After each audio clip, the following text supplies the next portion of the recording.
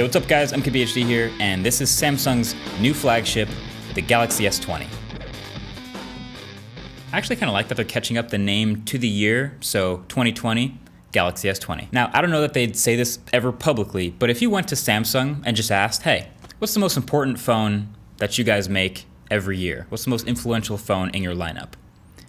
It would be this. It would be the new Galaxy S flagship. This is the phone that the average person sees as the Android iPhone competitor, as the big nemesis. And when you have such a big reputation to protect, you tend to not take as many risks. You want to make the right safe moves in the right places and then take the risks with other phones. So I have my buddy Judner here, whose YouTube channel is Your Average Consumer, to help me out with this one. So you should definitely check out his channel, link below. So without any further ado, let's get into Galaxy S20. So Samsung made some moves with this phone, and they're all around pretty great. It's a new high refresh rate display, a bigger battery, a new camera system, and 5G. Pretty simple, safe, but all good moves. So I'll start with the display because it's the best upgrade. So you might remember I was harping all of last year on how much I love high refresh rate displays, and there were naysayers, but now we're all slowly, I guess, realizing how good it is. Now Samsung's on board with the Galaxy S20, and we've got a super fluid 120 hertz display. It's also 0.1 inches bigger and flattened out a bit on the edges. So this is the biggest, best change for the Galaxy S20. I'm a gamer, so when I'm gaming and if the game supports 120 hertz, right, it's a whole nother level, guys. It feels so different from regular games that you just fall in love immediately. There's certain types of games also that look better at 120 hertz. Like I was just playing a golf game, and the ball flies through the air and it's smooth and everything, but a racing game where you're really trying to react quickly and stuff is coming at you real quick, flying across the screen, there's less tearing, that's where 120 hertz looks amazing. Yeah, like I said, it's a must. It's a must. So needless to say, I'm a huge fan of the high refresh rate. I've been saying it. But also, something you notice in pretty much every phone that's moving up to the high refresh rate is a bigger battery to keep up with it. And so Galaxy S20 also does that, moving from 3400 to a 4000 milliamp hour battery. On paper, that's pretty good. That's a substantial gain. It's almost 20% bigger.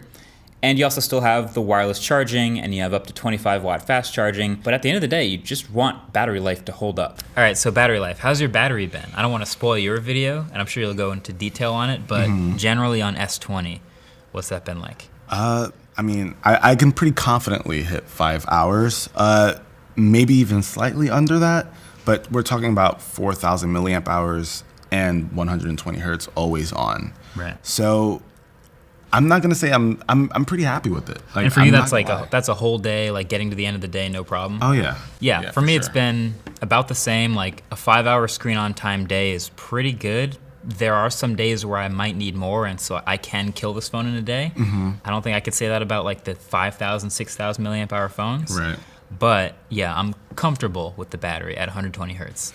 Yeah, I mean, you'll see a difference between this and like the Ultra. Yeah, for sure. I think so. But I think given the fact that you are using it at 120 hertz, it's worth the trade-off. 120 hertz is that good. To me, it feels like an even trade between high refresh rate and battery life, meaning this phone got up to 4,000 milliamp hours and it didn't really gain a ton or lose a ton of battery life. The Ultra still has better battery life with that even bigger battery, but overall I'd give this phone a solid B+. And then of course, if you really want to save battery, pro tip, you can, it comes out of the box at 60 hertz, but pro tip, you can switch it back down to 60 hertz and you will gain, tests say, around 30% battery life by switching down. So if you're about to have a super long day and you know you won't have access to a charger, you can switch down to 60 hertz, fine, longer battery life. But the rest of the internal specs, as a reminder, are bumped up to 2020 flagship numbers, which are just crazy big numbers across the board. So Snapdragon 865, 12 gigs of RAM across every one, 128 gigs of UFS 3.0 storage to start, and all great performers. And as I expected, this phone performs great. Actually, it performs every bit as great as the S20 Ultra. That's something we don't talk about as much, is the ceiling for performance in these high-end phones is pretty consistent. And in a brand new phone, going from 12 to 16 gigs of RAM doesn't make that much of a difference right now. So the S20 doesn't stutter or lag or have any problem multitasking or holding apps in the RAM any worse than the Ultra in case you were wondering. All right, I got an average consumer question for you, Okay. because I'm apparently out of touch. Okay. Does the average consumer miss this headphone? This is the first headphone jack being gone from a Samsung flagship. It was gone from the Note 10, but like this is the default Android phone.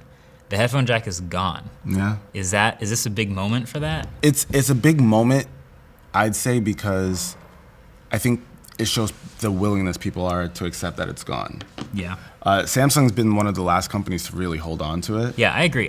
No headphone jack, not a big deal for me. It's been like 3 years now of me not using a phone with a headphone jack. I have my wireless headphones, but Yeah, it's I've complained about it for a long time. Yeah. And then after a while, I noticed a lot of people in my comment section would just be like, dude, get over it. It's Yeah. like, oh, I'm trying to defend you guys, That's but if how you you're know. cool with it, then Yeah. okay. So I stopped kind of knocking companies for taking it away. Yeah, if you still gotta have the headphone jack, there's a couple options left, but this is no longer one of them. So the new camera system, the last big change in these phones, it's kind of funny. It's a 12 megapixel main camera with OIS, a 12 megapixel ultra wide camera, and a 64 megapixel 3x telephoto camera. So of course the specs are a bit worse on paper, but the camera experience of the S20 in a couple of ways is actually better than the S20 Ultra. That's mainly because the S20 Ultra had a couple issues that the S20 doesn't have, plus the couple of things that the S20 Ultra does specifically better than most, like zoom, aren't necessarily enjoyable or applicable to everyone. So a typical photo from the Galaxy S20 camera is sharp, first of all. Some may find the look over-sharpened actually at times, but you can't ever really complain that it's soft.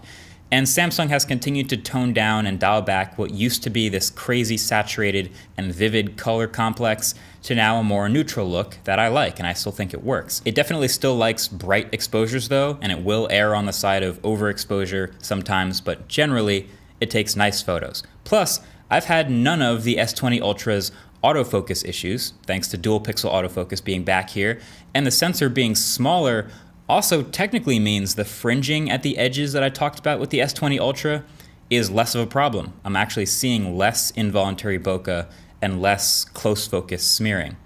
And then zoom will get you to a maximum of 30x instead of 100x, but I still find that's plenty, that's enough for me. Like I mentioned before, I usually just zoom with my feet, but in the few instances where I can't, you will get crisper far away shots with just this telephoto. I mean, videos are pretty solid, especially if you're using like the Super Steady.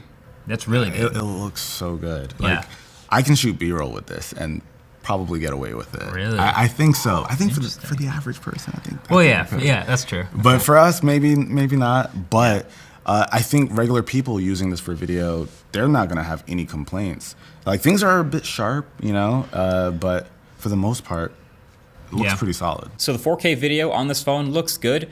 8K video, while it's available, and that's amazing, it's still kind of compromised again. It's still 24 FPS, still has some rolling shutter, and has no tracking autofocus. But really the main thing is it doesn't even come from the main camera this time. It comes from the higher resolution 64 megapixel telephoto camera, which means it crops in a lot and is just generally harder to use. So I'd stick with the 4K video for the most part for safety. So they hit the big three with the right moves with camera, battery, and display. They're all better. But then they have to be smart about preserving, keeping the familiar good stuff, which they also did a lot of with S20. So they kept the ultrasonic fingerprint reader, and it's fine. You know, they kept the speaker at the bottom of the phone. That's fine. They still have One UI, of course, and all their 25 million features, still IP68 water resistant, still expandable storage. It's actually better button placement, meaning they got rid of the Bixby button. They still have the hole punch camera up at the front. It's moved to the middle now, but it's still a small cutout. And really they just kept the same general design aesthetic and materials from Galaxy S10. I mean, it's a glass sandwich. In the spirit of figuring out the average consumer, I did a little poll on Twitter to try to figure out how many of you guys use a case on your phone. And if I was guessing, I would have said something like 60, 65%, but it was closer to 80% of you. So if you're looking for a case for the Galaxy S20, might as well check out the grip case from channel sponsor dbrand. I don't have it here, but I think Andrew does over there on the other side of the studio. You got the one with the teardown skin on it? Let me get that one over here.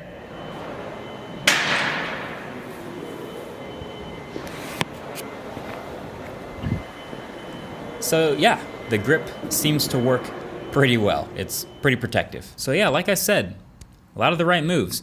These phones also now have 5G across the board, S20 to S20 Ultra, but the regular S20 only supports low to mid-band 5G, while the S20 Plus and Ultra add millimeter wave. So y'all know how I feel about 5G. I already have said you probably shouldn't buy these phones just for 5G, but it's worth noting this will never have millimeter wave 5G. But now that we've seen what Samsung's improved and we've actually used it, this definitely still looks and feels like the default Android phone, which if you're gonna compete, this is the $1,000 phone you gotta measure up to, and if you wanna charge more than that, you gotta beat it at something. And I feel like that's exactly what Samsung wanted, and they're still happy to have that spot. So big thank you and shout out again to Judner for the collab. You should check out his day in the life video. I'll link it below the like button, where he goes over all the little nuances and things you find using a phone like this on a daily basis. But that's the Galaxy S20.